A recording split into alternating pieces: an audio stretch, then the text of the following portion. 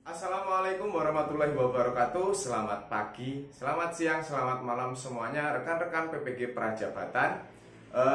Salam jumpa, salam kenal. Kami dari kelompok 5 mata kuliah teori perkembangan kognitif dengan Bapak dosen Dr. Trijatmo MSI dan juga Bapak instruktur Maiko Sobri Marta SPD. Kami dari kelompok 5 beranggotakan saya sendiri Wijang Sulistomo, kemudian ada Mbak Nadia dan juga ada Mbak Noviani di kelompok 5. Oke, saya kira cukup perkenalannya. Kemudian sekarang kita masuk ke pembahasan. Pembahasan pertama akan dibawakan oleh Mbak Nadia. Kepada Mbak Nadia saya persilahkan.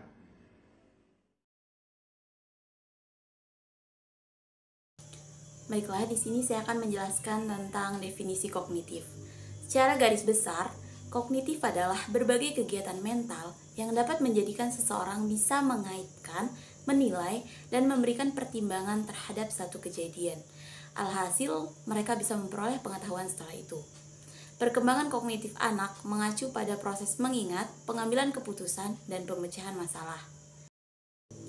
Kemudian selanjutnya ada teori perkembangan menurut para ahli.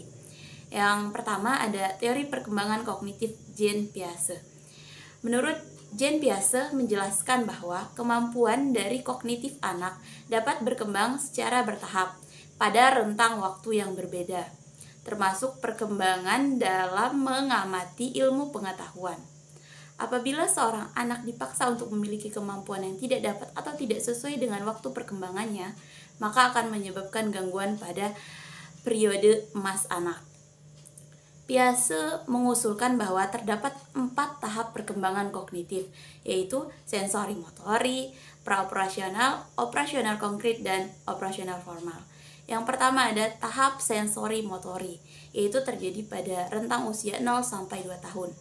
Pada tahap ini, bayi membangun pemahaman tentang dunia yang mengordinasikan pengalaman sensorik mereka, seperti melihat dan mendengar, dengan tindakan motorik mereka, seperti mencapai atau menyentuh.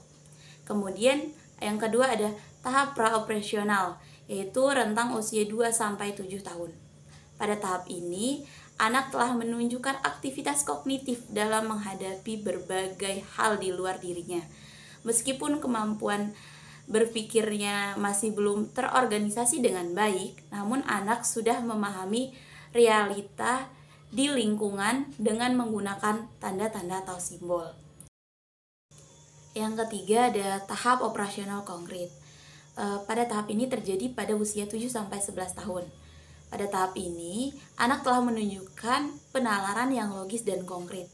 Umumnya, anak yang berada di tahap ini sudah memiliki kemampuan untuk mempertahankan ingatan tentang ukuran panjang atau jumlah benda. Dengan kata lain, mereka sudah mampu memahami. Sebagai contoh, jika seorang anak mengambil tanah liat yang berbentuk bola, kemudian menekannya menjadi pipih atau dibagi menjadi 10 bola yang kecil, dia pasti akan tahu bahwa itu merupakan tanah liat yang sama. Kemudian yang terakhir ada tahap operasional formal, terjadi pada usia 11 sampai 15 tahun. Pada tahap ini, anak telah mampu berpikir secara abstrak dan mengembangkan hipotesis dengan logis. Oleh karenanya, anak sudah mampu memecahkan masalah dan membentuk argumen dengan kemampuan operasionalnya. Berkembang semakin kompleks. Mereka juga semakin mahir menarik kesimpulan dari informasi yang terjadi. Baik, terima kasih pada Mbak Nadia. Sekarang saya akan melanjutkan apa yang sudah disampaikan oleh Mbak Nadia. Sekarang kita masuk ke teori perkembangan kognitif Lev-Vygotsky. Vygotsky menekankan pentingnya peran dan interaksi sosial dalam berbagai tahapan perkembangan kognitif pada anak. Ada 3 konsep yang dikemukakan oleh Vygotsky dalam teori perkembangan kognitif. Yang pertama, konsep zona perkembangan proksimal. Dan yang kedua, konsep scaffolding. Yang ketiga, bahasa dan pemikiran. Oke, kita bahas dari yang pertama ya.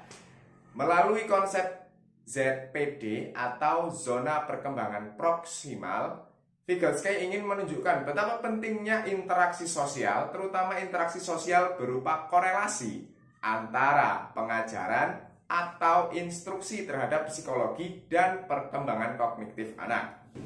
Yang kedua, konsep scaffolding. Konsep kedua ini ialah mengenai perubahan level dukungan terhadap anak selama proses belajar ZPD. Pengajar dalam konsep ZPD perlu menyesuaikan sejumlah hal yang berkaitan dengan bimbingan dan performa peserta didiknya ketika belajar.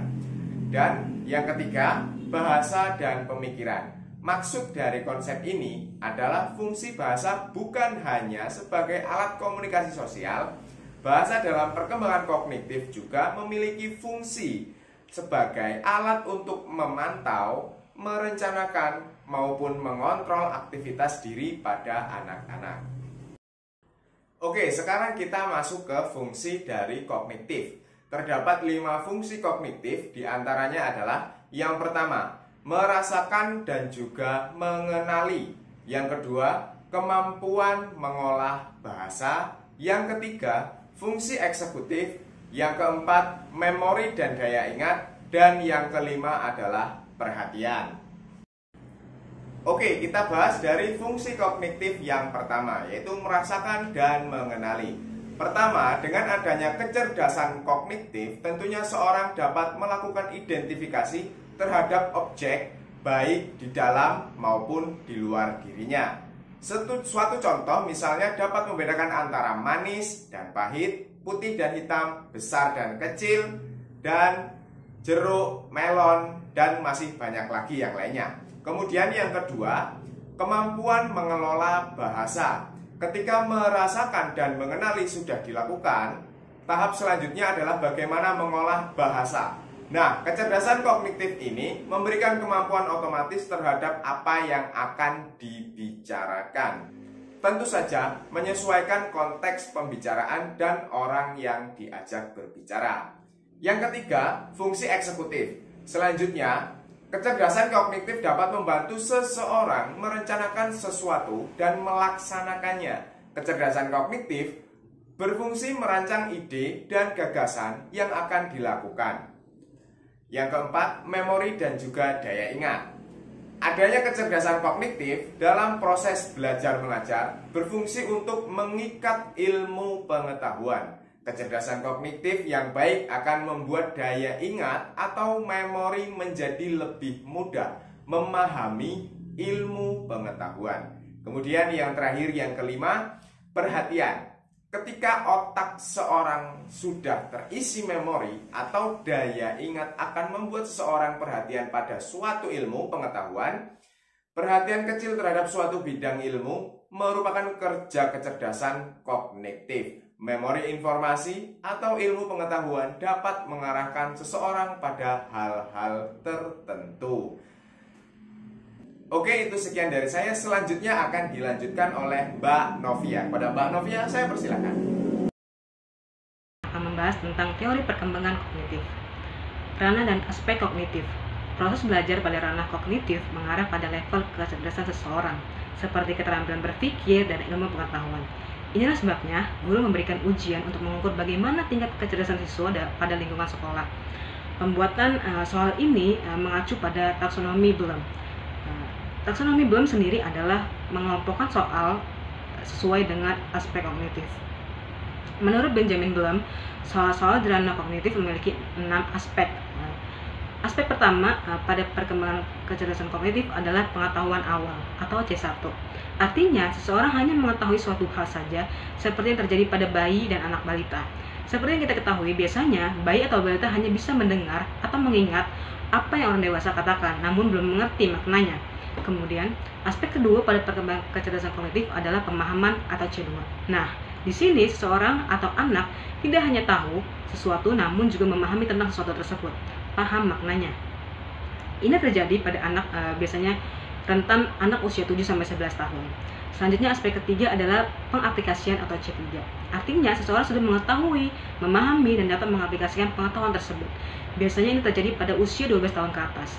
Selanjutnya aspek keempat yaitu mulai menganalisis atau C4. Artinya menganalisis apa yang sudah diketahui, dipahami dan diaplikasikan. Aspek kelima pada perkembangan kecerdasan kognitif adalah evaluasi.